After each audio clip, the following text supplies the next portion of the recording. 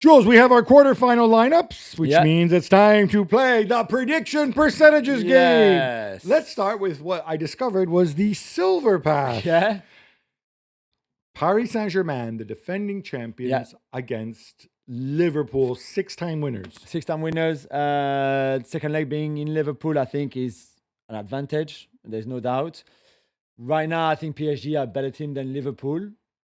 Certainly in terms of collective strength, if you want, and things like that.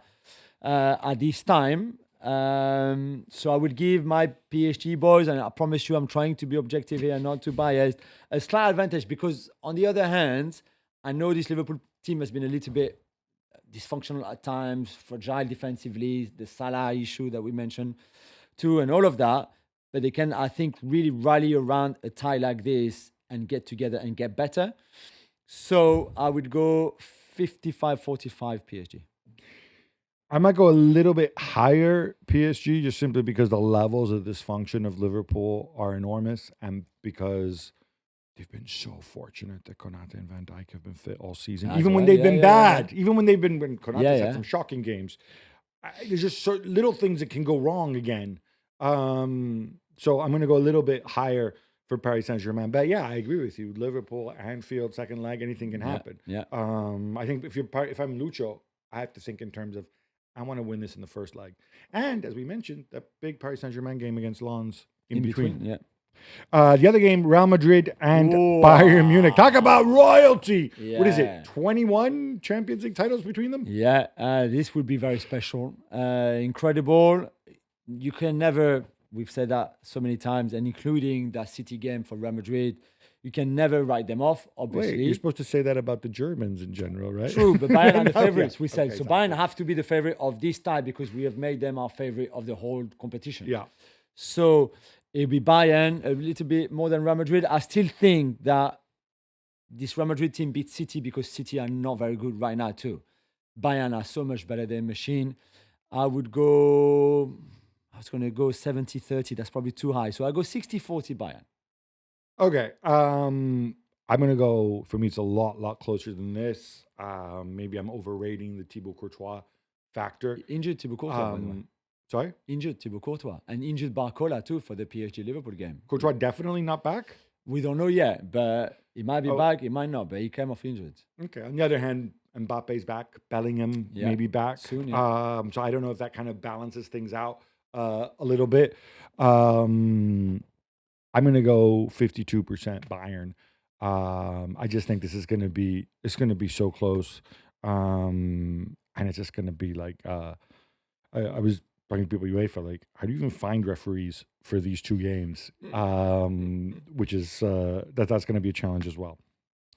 Gab, let's do the blue path now. So the other side of the draw, starting with Barcelona against Atletico Madrid. So the fun fact here is that Atletico Madrid's run of games, you have the derby against Real Madrid. On Sunday, yeah. Then you have Barcelona in the league. Then you have, these might be out of sequence, but still, close. After Then you have international Barcelona in the break. Champions League. Yeah. Then you have Sevilla in the league. Then you have Barcelona again in the Champions League. And then you have the Copa del Rey final against La Sociedad. This is absolutely brutal for El Cholo. Barcelona, again, for me, slight favorites. And the reason I say slight favorites is I remember what happened in the Copa del Rey semifinal when Atletico Madrid destroyed them. I remember the ingredient, and I think All Black will be back, about how a shutdown keeper can resolve a lot of issues. Yeah. I like the romantic story about Griezmann. I like the only living Sorloth in captivity. And Barcelona always have those mistakes in them. I'm sorry. I don't want to go back with the high line, the non-high line, blah, blah, blah. It's just not a question of high line. It's a question of defenders who aren't particularly good. And the ones who are good or relatively good are injured. I mean, maybe they'll be back, but you know, you're out there with Cancelo, Gerard Martin, whatever. It's just not the same thing. So for me, let's make Barcelona favorites. I'm going to go 55-45. All I want is two games like we had in the Copa del Rey semi-final, home and away. What, two one-sided games, two one-sided demolitions. I want those goals. I want suspense in a way over the two legs, and I think we will get it again. Second leg in Barcelona, I think, is a massive advantage again. So I go 60-40 Barcelona. I can't see Atletico being able to knock them Arsenal, Sporting Arsenal is the other quarterfinal on that side of the draw. All right, on paper, this is the most unbalanced. Yeah. People just don't think Sporting are particularly good, even though they beat Paris Saint-Germain, although with a lot of luck. Yeah. I think this is a trap game for Arsenal. I always wonder about Arteta's mentality in this because obviously every game's important and you're competing in the league and in the League Cup. But you can't say, guys, this is the most important game of the season every week. And they're going to have a whole run. Yeah. And I think the single biggest risk for Arsenal, for me, is twofold. One is Odegaard and Saka aren't backfiring the way they can be. Because I think this is a game where against Sporting, you have to out-football them. Yeah, oh no, all right, sorry. Let me amend that. Yes, you can get a moment of genius like we saw from Eze. And yes, you can get your set pieces. But you can't rely on those every game. So to give yourself the best possible chance, you need to out-football Sporting. And Arsenal haven't always done that, especially against lesser teams. Because it's hard to find the right mentality, the right kind of mindset and right approach. That is how Arsenal can lose this. Are they going to? No, I think they're still overwhelming favorites because they have better players. So I'm going to go 70% or even 75% Arsenal. But I'll tell you what, I think it's going to be a challenging one. What do they have in between? Do you know off the top of your head? No, I can't remember what the game is.